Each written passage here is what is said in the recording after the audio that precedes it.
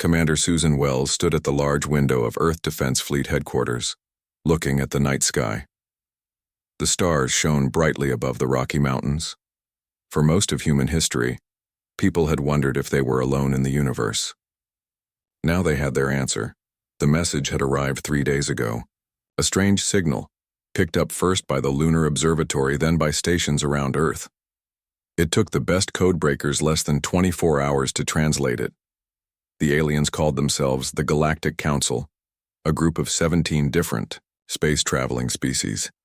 They had been watching Earth for 50 years. Now they wanted to talk.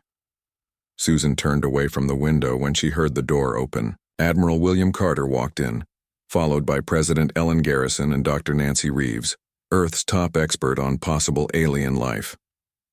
"Commander Wells," Admiral Carter said with a nod. "The President wants your opinion on this situation." Susan straightened her uniform. At 42, she'd spent half her life preparing for this moment. The Defense Fleet had been created 20 years ago when strange signals were first detected at the edge of the solar system. Most people thought it was a waste of money. Those people were now very quiet. "Madam President," Susan said, "I don't trust them." President Garrison smiled slightly.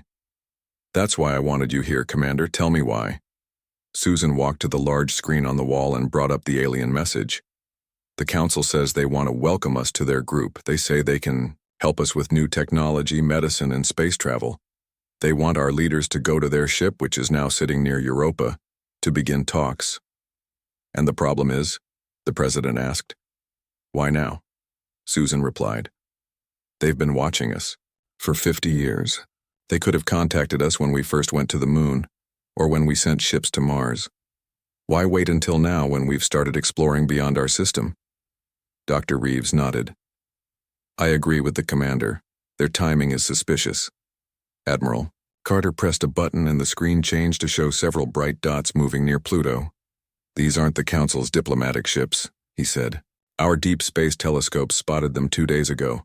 More alien ships, but they're trying to stay hidden." "A trap?" President Garrison asked. "Maybe," Susan said. "Or a show of force. They come in peace but bring warships just in case. Either way, I don't like it." The President walked to the window and looked at the stars for a long moment. When she turned back, her face was set with determination. "What do they expect us to do?" she asked. Susan brought the message back up on the screen. "They want us to send representatives to their ship within 48 hours. That's tomorrow morning. And if we were any other species they've contacted before, we'd be so excited about meeting advanced aliens that we'd rush right up there," Admiral Carter said. "We'd be like kids running to see what gifts they brought us." "And we'd be at their mercy," the President said. It wasn't a question. "Yes, Madam President," Susan replied. "If we go to their ship, we play by their rules. We'd be visitors, guests, or maybe prisoners." President Garrison sat down at the conference table and motioned for the others to join her. "Call in the UN Secretary General and the Security Council members," she said to her aide, "and get me the leaders of every major nation. We need to agree on our response." 6 hours later, Earth had its answer ready. Susan stood beside the President as the message was prepared. The United Nations had voted unanimously, something that almost never happened. But the presence of aliens tended to make human differences seem smaller. "We will not send representatives to your vessel, President," Garrison dictated as the message was recorded. "If the Galactic Council wishes to establish diplomatic relations with humanity, we invite you to send a small delegation to Earth. We will guarantee your safety and provide appropriate accommodations at our United Nations headquarters in Geneva, Switzerland." The room was silent as the message was sent toward Europa. "How do you think they'll respond?" Dr. Reeves asked. "They'll be shocked," Susan said. "Based on their message, they're used to species who jump at the chance to join their council. Species who are probably so amazed by advanced aliens that they don't stop to think about the power imbalance. And we're not playing that game," Admiral Carter added with a grim smile. "Exactly," the President said. "If they truly want peaceful relations, they can come to us as equals. If they refuse, that tells us something important about their intentions." The response from the aliens came faster than expected. Just 4 hours later, the communications array picked up a new message. The alien's face appeared on the screen. It was tall and slender with pale blue skin that seemed to glow slightly. Large dark eyes blinked slowly as it spoke, the translation coming through the speakers. "This is Ambassador Zix Talon of the Galactic Council. Your response is unexpected. No newly discovered species has ever refused our invitation. It is considered the highest honor we can offer." The alien's voice contained something like confusion, maybe even offense. "Nevertheless," it continued, "we are adaptable. I will personally travel to your planet with a small delegation. We will arrive at your United Nations facility in 20 Earth hours. We look forward to introducing humanity to the galactic community." The transmission ended. The room remained quiet for several seconds. "Well," Admiral Carter finally said. "That's interesting." Susan nodded. "Did you notice? They're coming, but they're surprised and not happy about it. We've already disrupted their usual approach, which means we've taken the first step toward negotiating as equals," President Garrison said. "Commander Wells, I want you to head our reception team. Dr. Reeves will handle scientific matters, and Admiral Carter will quietly ensure our security." Susan felt the weight of responsibility settle on her shoulders. Humanity's first official contact with alien life would happen tomorrow, and she would be at the center of it. "We've shocked them once," she said. "Let's see how they handle what comes next." As night fell over Earth Defense Headquarters, preparations began for humanity's first face-to-face meeting with the Galactic Council. In orbit, defense satellites were quietly moved into position. On the ground, military units went on high alert under the cover of routine exercises. Humanity would welcome the aliens with smiles and handshakes, but they would also be ready for anything. After all, when someone shows up at your door with hidden warships waiting in the shadows, only a fool would trust them completely. And whatever else could be said about humans, they were not fools. Ambassador Zix Talon stood in the control room of his ship, staring at the blue and white planet below. Earth was beautiful from space, but the ambassador wasn't interested in the view. He was still trying to understand what had happened. "Has any species ever refused our invitation before?" he asked his second-in-command, a reptilian being named Krell. "Never, Ambassador," Krell replied. "In 3,000 years of Council history, all newly discovered species have considered it a great honor to be invited aboard a Council vessel." Zix Talon's skin rippled with light patterns that showed his confusion. "Perhaps they don't understand the honor we've offered them. Or perhaps they understand more than we expected," Krell suggested quietly. The ambassador turned sharply to look at his assistant. "Explain." "Our scans show they've been building defense systems throughout their solar system for the past decade. They've developed faster-than-light communication between their colonies on Mars and their moon, and they detected our observation ships at the system's edge almost immediately." Zix Talon felt a new emotion ripple through his skin. Concern. "The Council assured me that humans were still primitive, that they would be grateful for our technology and protection. The Council may have underestimated them," Krell said carefully. The ambassador turned back to the viewing screen. "Prepare the landing shuttle. We will follow their protocol for now, but inform High Command that these humans may require a different approach." Back on Earth, the United Nations headquarters in Geneva was buzzing with activity. Security forces from a dozen nations created layers of protection around the building. Inside, Susan Wells supervised final preparations for the alien delegation's arrival. "How's the translation system working?" she asked Dr. Nancy Reeves, who was testing a small device at the conference table. "It's ready," Nancy replied. "We've programmed it with all the language data from their messages. It should handle direct conversation, but there might be cultural concepts that don't translate well." Susan nodded. "That's true when talking to people from different Earth cultures. I imagine it's going to be even more complicated with aliens." Secretary General Frank Miller entered the room, looking nervous but determined. "Commander Wells, is everything prepared? The alien shuttle has entered our atmosphere and will land in 20 minutes. "We're ready, sir," Susan replied. President Garrison has arrived with Admiral Carter and security is in place. The meeting room is set up according to human diplomatic standards, not whatever the council might expect. Good, Miller said. We're setting the tone from the beginning. Equal parties meeting as potential allies, not supplicants seeking admission to their club. Susan smiled slightly. That was exactly the message they wanted to send. Humanity might be new to the galactic scene, but they wouldn't be treated as children. The landing field outside the UN building had been prepared specifically for this moment. When the alien shuttle descended from the clouds, Susan was surprised by how beautiful it was. The silver craft seemed to flow like liquid metal as it moved through the air, making almost no sound despite its size.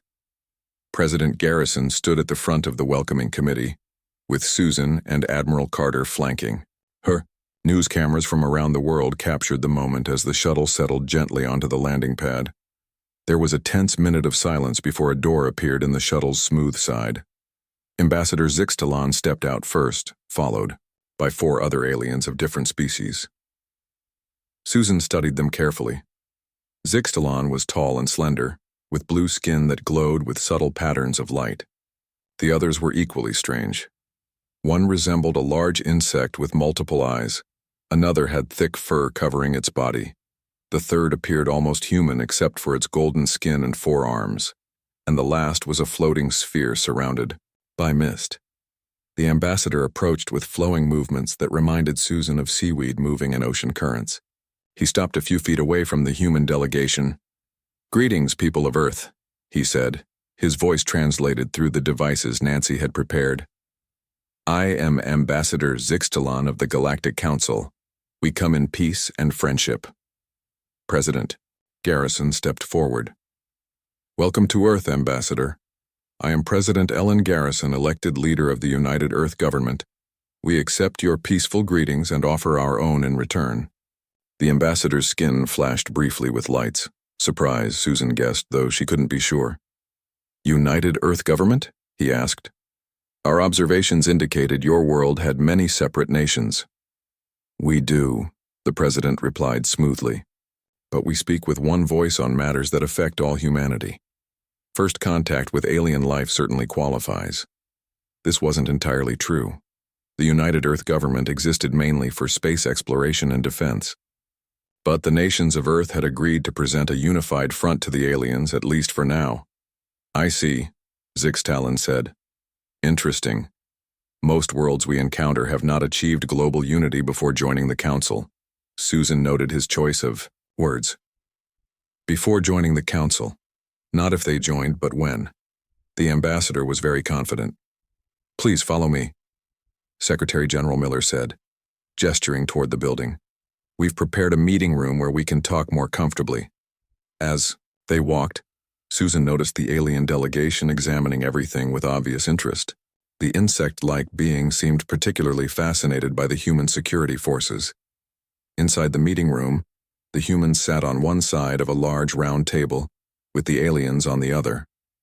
Susan was pleased to see that the special chairs they had created for the different alien body types seemed to work well. "Before we begin," President Garrison said, "I'd like to understand why the Galactic Council has chosen this moment to contact Earth. You mentioned you've been observing us for 50 years. The ambassador's skin rippled with light patterns before, he answered. "The Council contacts new species when they reach a certain development threshold. You have begun to explore beyond your solar system. It is time for you to join the larger galactic community." "And what exactly does joining this community involve?" Admiral Carter asked bluntly. "Many benefits," Zixtalan replied. "Access to advanced technology, protection from hostile forces, trade with 17 advanced civilizations, cultural exchange." "And what does Earth need to give in return?" Susan interrupted. The room fell silent. The ambassador's skin darkened slightly.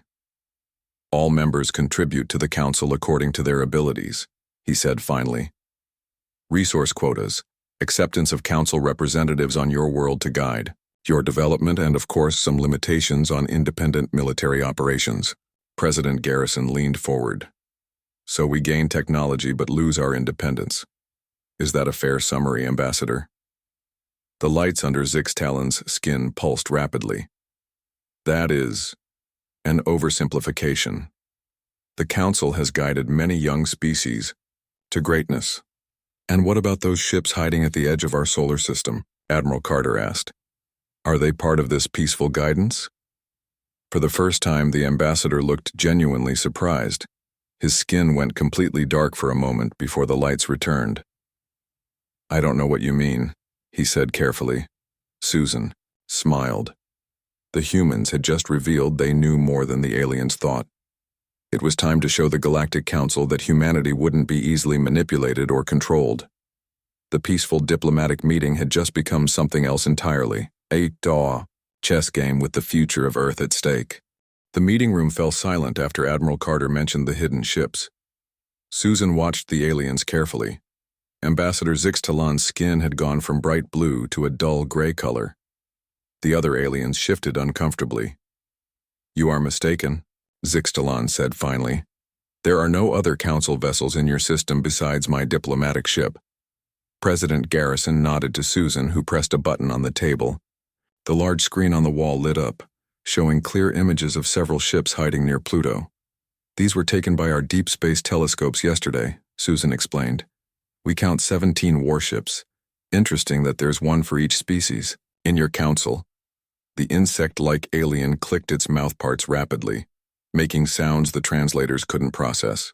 The ambassador shot at a warning look. These are merely escort vessels, Zixtalan said. Standard procedure when contacting a new species. Armed escorts for a peaceful diplomatic mission? Admiral Carter asked. That doesn't seem very trusting. Dr. Nancy Reeves, who had been quiet until now, leaned forward. Ambassador, our scientists have analyzed your technology based on your ship's energy signatures. You are more advanced than us in many areas, but not so advanced that we can't understand what we're seeing. Those ships are positioned for a blockade formation. Susan admired Nancy's strategy. It was partly a bluff. Earth scientists had only begun to understand the alien technology. But the aliens didn't know that. This meeting is not proceeding as expected, the golden-skinned, four-armed alien said suddenly. Perhaps we should return to our ship and continue discussions tomorrow. That won't be necessary, council member. President Garrison paused, waiting for a name.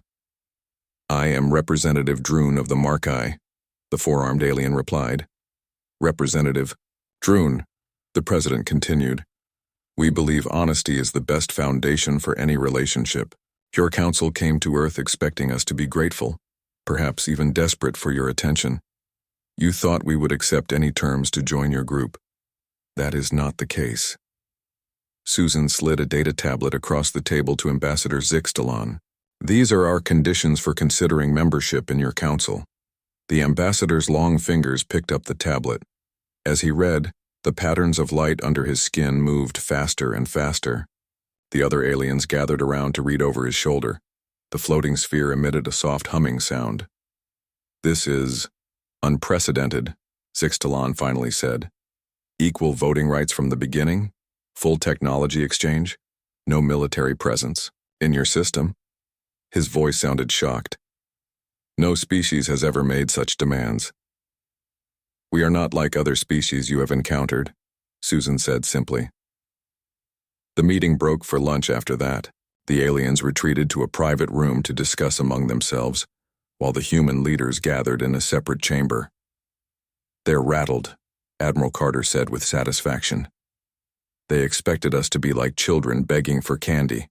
Instead, they found adults demanding respect. Don't get overconfident, Susan warned. We've surprised them, but they still have those warships, and we don't know what other technology they might have. President Garrison nodded. Commander Wells is right. This is just the opening move in what could be a very long game. When the meeting resumed, the atmosphere had changed. The aliens were more formal, more careful with their words. Ambassador Zixtalan had clearly received new instructions. The Council appreciates Earth's directness, he began. However, there are protocols that have worked for thousands of years. All new species go through a probationary period before receiving full membership rights. Susan noticed he didn't mention the warships again. They were pretending that issue, had never come up. "Ambassador," she said, "perhaps you could tell us about the last 3 species that joined the Council. How long were their probationary periods?" The question seemed to catch Zixtalan off guard. The Volturi joined 90 years ago. Their probation lasted 20 years. The Drex joined 115 years ago, with a similar period. The Zhan joined 200 years ago, with a 30-year probation. And did all of these species willingly accept these terms? President Garrison asked. The ambassador hesitated just a moment too long. Of course. Dr. Joseph Klein, Earth's negotiation strategist, spoke up for the first time. Our historical records show that species who resist outside control often face difficult choices. Would you say that's true in the wider galaxy as well, Ambassador? The question seemed innocent, but Susan saw the trap Joseph was setting. If the ambassador admitted that resistance was punished, he would reveal the Council's true nature. If he denied it, he would be caught in a lie when Earth eventually learned the truth. Zixtalan's skin darkened. The Council offers protection and guidance. Those who reject it often find the galaxy challenging. Is that a threat, Ambassador? Admiral Carter asked bluntly. Not at all, Zixtalan replied smoothly. Merely an observation about the realities of galactic politics. Susan decided it was time to push harder. We've been monitoring communications between your ship and the fleet near Pluto. Our linguists are still working on translations, but certain words come through clearly. Containment appears several times. So does subjugation. This was another bluff, but a calculated one. Earth's monitoring stations had detected transmissions but couldn't decode them yet. Still, the words Susan mentioned were logical guesses based on the Council's behavior. The effect on the aliens was immediate. The insect-like being made that rapid clicking sound again. The furry alien growled softly, and Ambassador Zixtalan's skin went completely dark before slowly lighting up again. You intercept our secure communications? He asked, his voice strained. We protect our interests, President Garrison said firmly, as any responsible government would.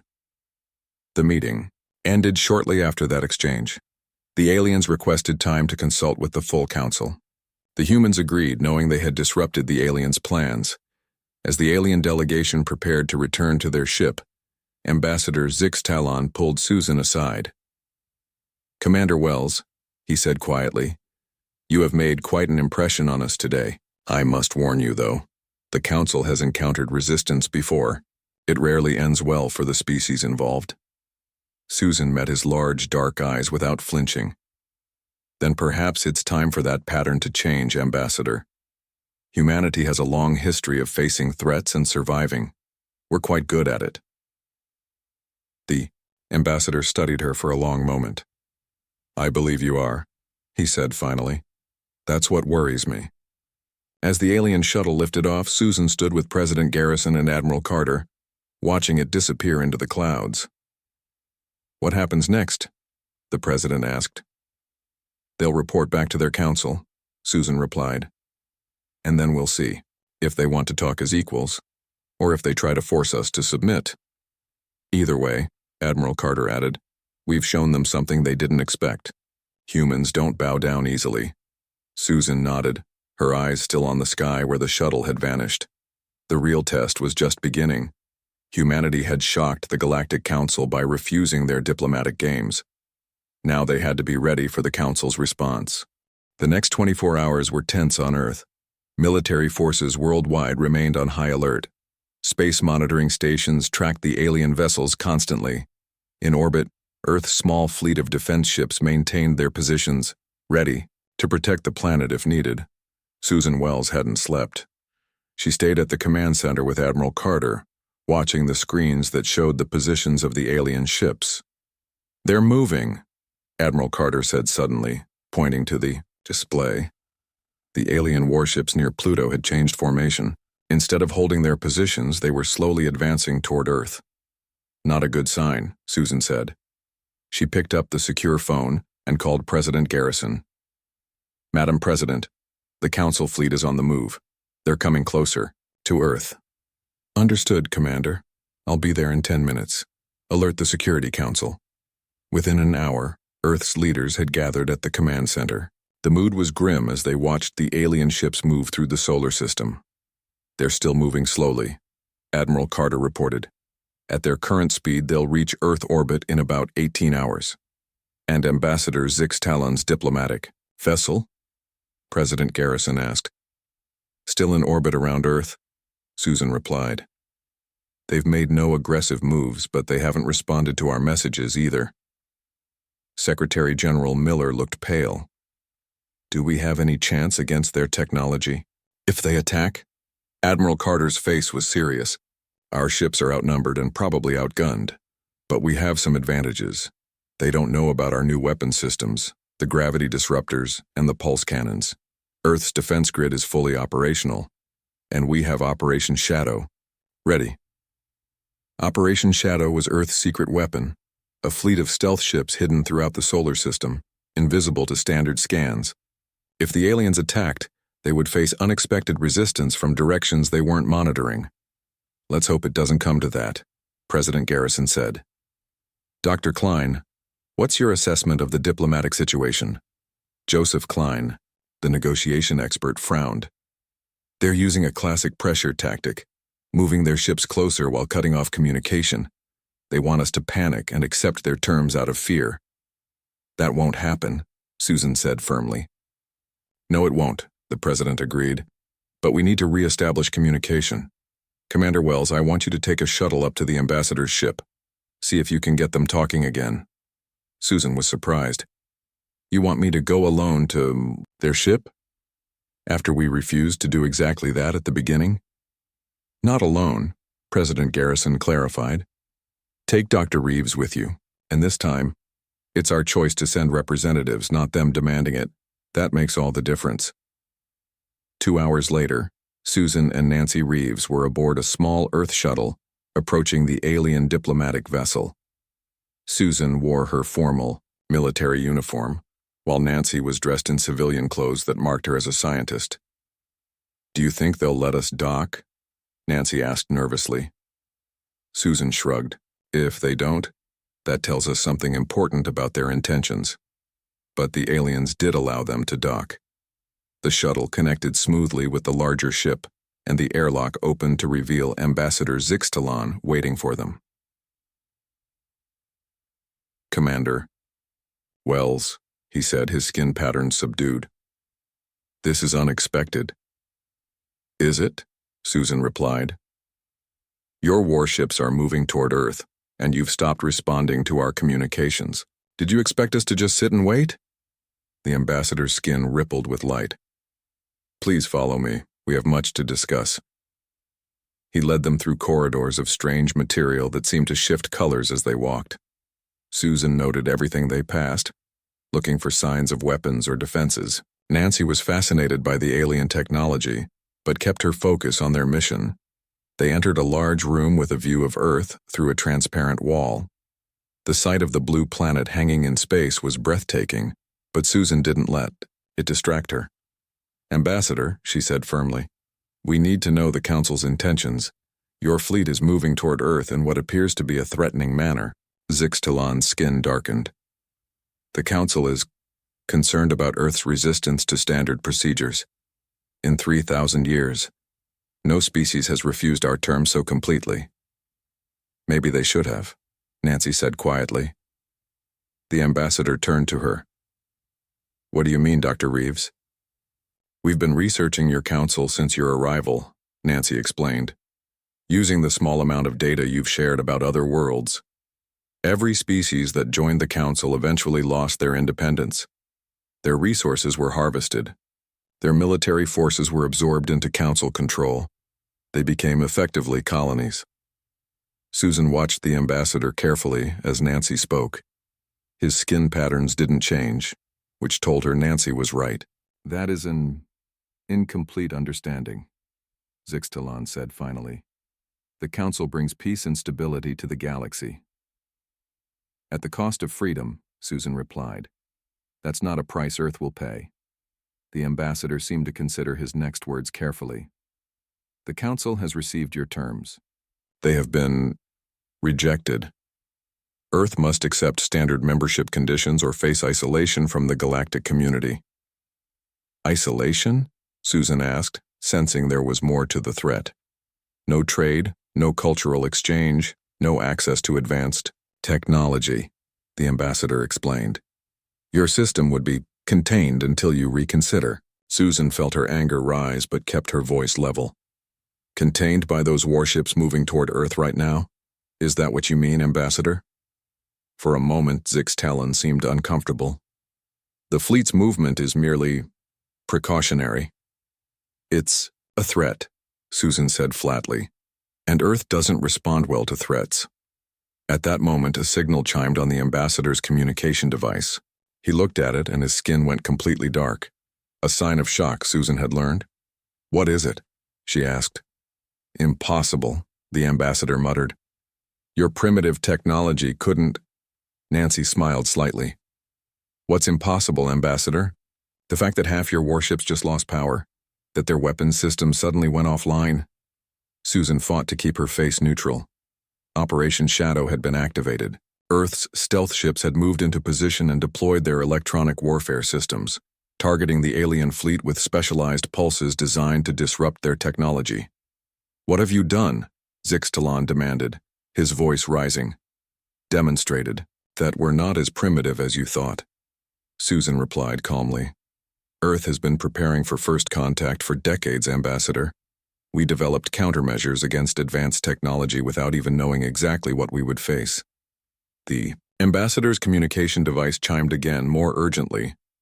You should answer that, Susan suggested. I think the Council might be reconsidering their position right now. As Zix Talon moved away to respond to the call, Nancy leaned close to Susan. Do you think this will work? She whispered. Susan watched the ambassador's agitated movements, the frantic rippling of light under his skin. It's already working, she replied quietly. We've shown them that conquering Earth won't be as easy as they thought. Now we just need to convince them that cooperation would be more beneficial than conflict. The ambassador returned. His manner completely changed. The Council requests a pause in fleet movements, he said stiffly. They are willing to discuss your terms further. Susan nodded, keeping her expression serious despite the victory they had just won. That's a wise decision, Ambassador. Shall we return to Earth and continue our negotiations there as equals? The word equals seemed to bother Zix Talon, but he nodded in agreement. As Susan and Nancy prepared to return to their shuttle, Susan knew this was only the beginning. The Council might be retreating now, but they wouldn't give up easily. Humanity had won the first round, but the real test was still to come. 3 days had passed since Earth's surprising display of power. The alien warships had stopped their advance and moved back to the edge of the solar system. Ambassador Zix Talon's diplomatic vessel remained in orbit, but the tone of the negotiations had changed completely. Susan Wells stood beside President Garrison in the United Nations meeting hall. Representatives from every nation on Earth filled the room. On the stage, Ambassador Zix Talon and 3 other council representatives waited nervously. Are you ready for this? President Garrison asked Susan quietly. As ready as I'll ever be, Susan replied. Dr. Klein says our position is strong. The Council is actually afraid of us now. The President smiled slightly. Fear isn't the foundation I'd prefer for peaceful relations, but it's better than being seen as easy targets. Secretary General Miller called the meeting to order. The room fell silent as Ambassador Zix Talon stepped up to the podium. People of Earth, he began, his skin pattern subdued. The Galactic Council has reconsidered its approach to your world. We acknowledge that mistakes were made in our initial contact. Susan exchanged glances with Admiral Carter, who sat nearby. This admission was a major victory. The Council proposes a new framework for relations with Earth. The ambassador continued. We offer a 10-year partnership period, during which technology and cultural exchanges will occur. But Earth will maintain full independence and control of its system. Murmurs spread through the crowd. This was far better than the original terms. After 10 years, Earth may choose to join the Council as a full member with equal voting rights, or continue as an independent ally. No military presence will be imposed on your system without your express permission. President Garrison stood and approached the podium. Ambassador, this proposal is much closer to acceptable terms. However, we have one additional condition. The ambassador's skin rippled with light. What condition? Earth wants observer status at all council meetings during the 10-year period. We want to understand how the council truly operates before we consider joining. For a moment, Zixtalon seemed torn. Then he nodded slowly. This can be arranged. It is unprecedented, but so is much about our interaction with Earth. The meeting continued for another hour as details were discussed. When it ended, Susan felt a wave of relief. Earth had stood its ground and won respect from a power that had likely been planning to subjugate it. After the public meeting, a smaller group gathered in a private room. President Garrison, Susan, Admiral Carter, Dr. Reeves, and Dr. Klein represented Earth. Ambassador Zixtalon came alone. There is something else you should know, the ambassador said once the door was closed. His voice was lower, and he kept checking a device on his wrist as if to make sure they weren't being recorded. What is it? Susan asked. The council is not what it appears to be, Zixtalon said. His skin was almost gray now. The 17-member species are not equal. 3 species control everything, the Volturi, the Drex, and the Markai. The rest of us follow their orders. President Garrison leaned forward. Why are you telling us this? Because Earth has done something no one thought possible, the ambassador replied. You resisted the council and forced them to back down. This has never happened before. It has created ripples throughout the galaxy. What kind of ripples? Admiral Carter asked. Hope, Zixtalon said simply. Many worlds chafe under council control, but fear to resist. Now they have seen that resistance is possible. There are already whispers of rebellion in some systems. Susan studied the ambassador carefully. And where do you stand in all this? Zixtalon seemed to consider his answer carefully. My people, the Luminari, joined the council 300 years ago. We were promised equality and prosperity. Instead, we became resource providers and servants. I have spent my career believing there was no alternative. And now, Susan prompted, now I see there might be another way. A true alliance of equals, not masters and servants disguised as partnership. The ambassador's skin brightened slightly. Earth has shown that it's possible to stand up to the council and win. Others will take notice. President Garrison looked troubled. Are you suggesting that we've started a galactic rebellion? Not yet, Zixtalon said. But the seeds have been planted. The 3 controlling species are furious about the concessions they were forced to make to Earth. They will try to isolate you, limit your influence on other worlds. Then we need to make sure our voice is heard, Susan said. That observer status at council meetings will be crucial. The ambassador nodded. Yes, and I would like to help. Help? Admiral Carter asked suspiciously. How? Information, Zixtalon replied. Knowledge about council politics, about which species might be sympathetic to Earth, about the true power structures. In return, I ask for asylum for myself and several others who share my views. The humans exchanged glances. This was unexpected but potentially valuable. You would betray the council? Dr. Klein asked. I would help create something better, the ambassador corrected. The council began with noble goals 3,000 years ago. It has become corrupt. Perhaps Earth can help restore it to what it was meant to be. 1 week later, Susan stood on the observation deck of Earth's newest spaceship, the EDF Defender. It was the first vessel built using a combination of human ingenuity and alien technology, provided secretly by Zixtalon and his allies. The former ambassador, now simply Zix, as he preferred, stood beside her, watching as Earth grew smaller behind them. Are you sure the council won't detect us? Susan asked. This ship uses technology they don't know exists, Zix replied. My people developed it in secret over decades. We never shared it with the council. Susan nodded. Their mission was risky, but important, to make contact with 3 other species who had privately expressed interest in forming a new alliance with Earth. A true alliance of equals. "Do you think it will work?" she asked, creating a new coalition to challenge the council. Zix's skin rippled with colors that Susan had learned meant hope mixed with determination. "It will not be easy. The council has ruled for 3,000 years. They will not surrender power willingly." "Neither will Earth," Susan said firmly. "No," Zix agreed. "That is why there is hope.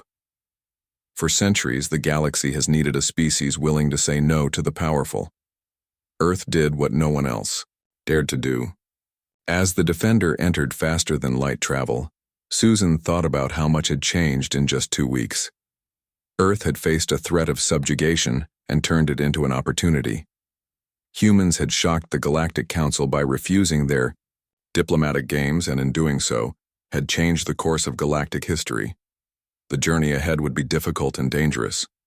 But humans had never shied away from either. Standing up to bullies was something they understood well, whether those bullies came from the next town or the other side of the galaxy. Susan smiled as stars streaked past the view screen. Humanity's greatest adventure was just beginning.